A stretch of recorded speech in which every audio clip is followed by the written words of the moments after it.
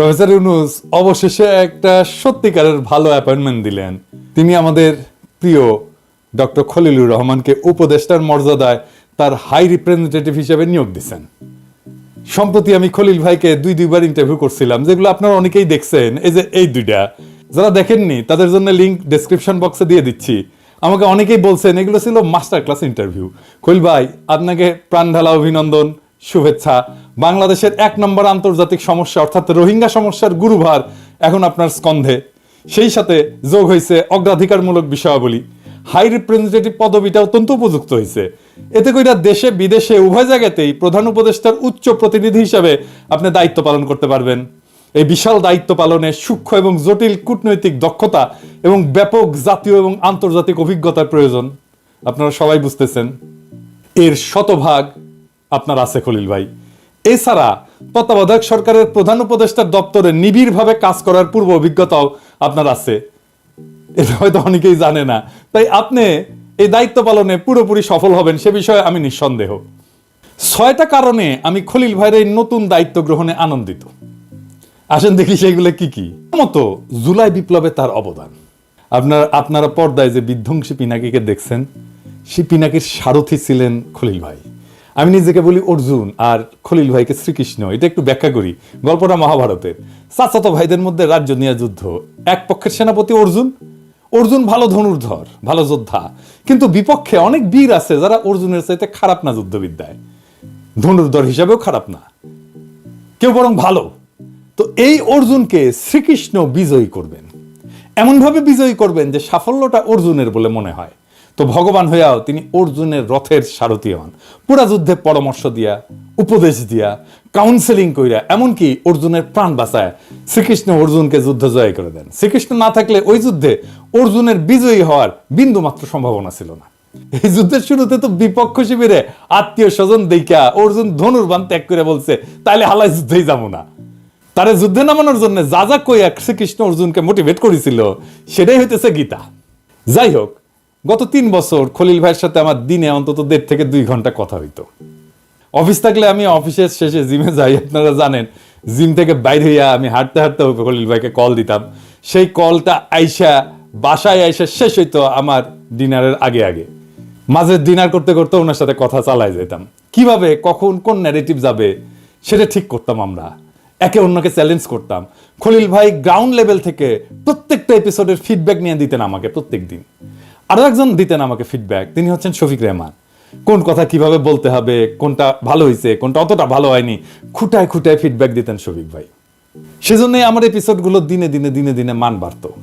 আমার মতো মাথা গরম মানুষকে মাথা ঠান্ডা করে শিখেছেন খলিল ভাই, আইডিয়া দিয়া, উপদেশ দিয়া। সর্বোপরি ফ্যাসিবাদ নির্মূলের আশার প্রদীপটা নিরন্তর জ্বালায় রেখা তিনি আমার পাশে ছায়ার মতো থাকছেন সবসময়। তার সঙ্গে যে সব বিষয়ে আমার মতের মিল হয়েছে তা কিন্তু না, কিন্তু ভিন্ন মতকে সম্মান দেখানোর একটা অসাধারণ গুণ খলিল ভাইয়ের আছে, যেটা আমি অনেকের মধ্যে দেখতে পাই না। ফ্যাসিবাদের পতনের ঠিক আগে তার কাছ থেকে একটা দারুণ আইডিয়া পাই। আমি সাথে সাথে আইডিয়াটা প্রফেসর ইউনূসের সাথে শেয়ার করি। জাতিসংঘে একটা কাজ, যেটা প্রফেসর ইউনূস আমার অনুরোধে করছিলেন, আর খলিল ভাই জাতিসংঘে উনার সাবেক সহকর্মীদের মাধ্যমে ফলো আপ করেছিলেন। সেটা গণখুনি হাসিনার দ্রুত পতনের পিছনে ওই কাজটার একটা ভূমিকা ছিল, ছোট হোক বড় হোক। দ্বিতীয় কারণটা হচ্ছে খলিল ভাইকে সরকারে নিয়ে প্রফেসর ইউনূস মেধার প্রতি তার অঙ্গীকার ব্যক্ত করলেন। বাংলাদেশের প্রথম রেগুলার বিসিএস পরীক্ষায় খলিল ভাই প্রথম হয়েছিলেন। ওই সময় 1600 নম্বরের পরীক্ষা হইতো। একই বছর ঢাকা বিশ্ববিদ্যালয়ের অর্থনীতিতে MA পরীক্ষায় তিনি প্রথম শ্রেণীতে প্রথম হন। 3 বছরের কম সময়ের মধ্যে আমেরিকার 2টা শীর্ষ শিক্ষা প্রতিষ্ঠান থেকে তিনি আইন এবং কূটনীতিতে MA এবং অর্থনীতিতে PhD ডিগ্রি অর্জন করেন। এবং তারপরে অনেকে থেকে যায় আমেরিকায়, উনি থাকেন নাই, দেশে ফিরে আসেন। এরপর বাংলাদেশ সরকার এবং জাতিসংঘের বিভিন্ন গুরুত্বপূর্ণ পদে তিনি সাফল্যের সঙ্গে কাজ করেন। এই যে আপনারা দেখেন না যে আমাদের গার্মেন্টস সেক্টর এত দ্রুত প্রসার লাভ করলো, তার একটা প্রধান কারণ হচ্ছে বিশ্বের বাজারে শুল্কমুক্ত প্রবেশাধিকার পাওয়া। স্বল্পোন্নত দেশগুলোর পণ্যের শুল্কমুক্ত সুবিধার প্রধান আর্কিটেক্ট এই খলিল ভাই। এছাড়া সততা আর সৌজন্যে খলিল ভাইয়ের জুড়ি পাওয়া মুশকিল। ওনার সাথে 3 বছর আমার যে আলাপগুলো হয়েছে, প্রত্যেকটা আলাপ থেকে কিছু না কিছু আমি শিখছি, যা আমার চিন্তাকে গড়ে তুলছে। তৃতীয় কারণটা হচ্ছে রোহিঙ্গা ইস্যুটাকে প্রফেসর ইউনূস তার সর্বোচ্চ অগ্রাধিকার সমূহের সাথে যুক্ত করছেন। আগে তিনি বলছেন যে এটা হচ্ছে বাংলাদেশের সবচেয়ে বড় আন্তর্জাতিক সমস্যা, আমাদের জাতীয় নিরাপত্তার ইস্যুটাও এটার সাথে গভীরভাবে জড়িত। নির্মম গণহত্যার শিকার একটা অসহায় জনগোষ্ঠীর নিরাপদে এবং সকল অধিকার সহ প্রত্যাবর্ষণের বিষয়টা নিয়ে গণখুনি হাসিনা কোনো ধরনের উল্লেখযোগ্য উদ্যোগী নেয় নাই। এবং ডাইনি রোহিঙ্গাদের আশ্রয় দিছিল নোবেল পুরস্কার পাওয়ার অসৎ এবং কুৎসিত আকাঙ্ক্ষায়। নোবেল পাওয়ার কারণে প্রফেসর ইউনূস সারা বিশ্বে বাংলাদেশের মুখচ্ছবি হিসেবে আবির্ভূত হয়েছেন, এমনকি মুজিবের ইমেজকেও অনেক গুণ ছাপায় গেছেন তিনি। এইটা হাসিনার গায়ে জ্বালায় ধরায় দেয়। কিন্তু যখন সে দেখলো যে এই পুরস্কার পাওয়ার কোনো উপায় বা সম্ভাবনা নাই, তখন থেকে রোহিঙ্গা ইস্যুকে সে চরম অবহেলার দৃষ্টিতে দেখছে। এ বিষয়ে ইন্ডিয়ার লাইনকে সে অন্ধভাবে অনুসরণ করছে। এমনকি গণহত্যাকারী ঘৃণিত মায়ানমার জান্তা, যারা কিনা বাংলাদেশের সাথে চরম শত্রুতামূলক আচরণ করছে, তাদের কাছে নতজানু হয়ে থাকছে। ফলে জাতীয় এবং আন্তর্জাতিক অগ্রাধিকার তালিকা থেকে এই ইস্যুটা প্রায় খসে পড়ছে। প্রফেসর ইউনূসকে শুকরিয়া, তিনি এই টপ প্রায়োরিটি ইস্যুটাকে পুনরুজ্জীবিত করার মহৎ উদ্যোগ গ্রহণ করছেন এবং খলিল ভাইয়ের মতো একজন মেধাবী, দক্ষ এবং যোগ্য ব্যক্তিকে এই দায়িত্বটা দিচ্ছেন। চতুর্থ কারণ হচ্ছে যে খলিল ভাইকে সরকারে নেওয়ার মাধ্যমে দেরিতে হইলেও প্রফেসর ইউনূস জুলাই বিপ্লবে বেসরকারি বিশ্ববিদ্যালয়ের অবদানকে স্বীকৃতি দিলেন। আন্দোলনে বেসরকারি বিশ্ববিদ্যালয়ের ছাত্রছাত্রীরা বিশাল ভূমিকা পালন করছেন, তাদের অনেকে আত্মদান করছেন। এর মধ্যে আছে ইস্ট ওয়েস্ট বিশ্ববিদ্যালয়ের ছাত্র শিক্ষক কর্মকর্তাদের একটা বিরাট অবদান। খলিল ভাই এই বিশ্ববিদ্যালয়ের অন্যতম প্রতিষ্ঠাতা এবং ট্রাস্টি বোর্ডের একজন সদস্য। 5 নম্বর কারণ হচ্ছে দীর্ঘকাল প্রবাসে থেকেও খলিল ভাই খাঁটি বাংলাদেশী রয়ে গেছেন। বছর 4 আগে তিনি আমেরিকান নাগরিকত্ব লাভের যোগ্যতা অর্জন করছিলেন, তা সত্ত্বেও তিনি আমেরিকান নাগরিকত্বের জন্য আবেদন করেননি। আমি মেলাবার জিজ্ঞেস করছি উনাকে কারণটা, উনি এড়ায় গেছেন। একবার উনি বলছেন যে আমেরিকান নাগরিকত্ব গ্রহণের শপথ গ্রহণের প্রক্রিয়ায় বাংলাদেশের নাগরিকত্বের সাথে সকল সম্পর্ক ছিন্ন করতে হয়। এক সময় জাতিসংঘে বাংলাদেশের পতাকা হাতে নিয়ে নিজ দেশে প্রতিনিধিত্ব করছেন, সেই কারণে বাংলাদেশের সাথে তার সম্পর্ক ছিন্ন করাটা তার পক্ষে কষ্টকর বোধ হয়েছে। এখনো তাই তার হাতে শুধু বাংলাদেশের পাসপোর্ট, অন্য কোনো দেশের পাসপোর্ট নাই। আর শেষ কারণটা হচ্ছে যে খলিল ভাইয়ের সাথে আমার সাম্প্রতিক 2টা টক শো, মানে যেটাকে আমি শ্যাডো ক্যাবিনেট বলছিলাম, সেটা খুব পপুলার হয়েছিল। আমার শ্যাডো ক্যাবিনেট থেকে একজন এক্সপার্ট ক্যাবিনেটে যাইতেছেন। বিভিন্ন বিষয়ে খলিল ভাইয়ের গভীর জ্ঞান, অভিজ্ঞতা এবং ব্যক্তিত্ব ব্যাপকভাবে প্রশংসিত হয়েছিল। কিন্তু ওই টক শো এর পরে অনেকে আমাকে ব্যক্তিগতভাবে বলছেন যে এটা ছিল মাস্টার ক্লাস ইন্টারভিউ। অসংখ্য শ্রোতা কমেন্ট করছিলেন প্রফেসর ইউনূস যেন খলিল ভাইকে তার সরকারে অন্তর্ভুক্ত করেন। তিনি তাদের চাওয়া পূর্ণ করছেন। আমার এবং আমার শ্রোতা দর্শকদের তরফ থেকে প্রফেসর ইউনূসকে এই জন্য অতিরিক্ত সাধুবাদ জানাচ্ছি। এইবার কলে লাইন ধরতে পারে কেউ কেউ আমার চ্যানেলের শ্যাডো ক্যাবিনেটে আসার জন্য, বুঝছাও। তবে এই পুরা বিষয়টায় আমার আরো একজনকে ধন্যবাদ দেওয়ার দরকার আছে। তিনি হইলেন খলিল ভাইয়ের স্ত্রী সাথী ভাবি। কারণটা একটু বিশদ খুলে বলি আর কি, অনেকে হয়তো জানেন না, খলিল ভাই হয়তো কোনোদিন বলেন নাই। সাথী ভাবিও কিন্তু ঢাকা বিশ্ববিদ্যালয়ের অর্থনীতি বিভাগে খুব ভালো ছাত্রী ছিলেন।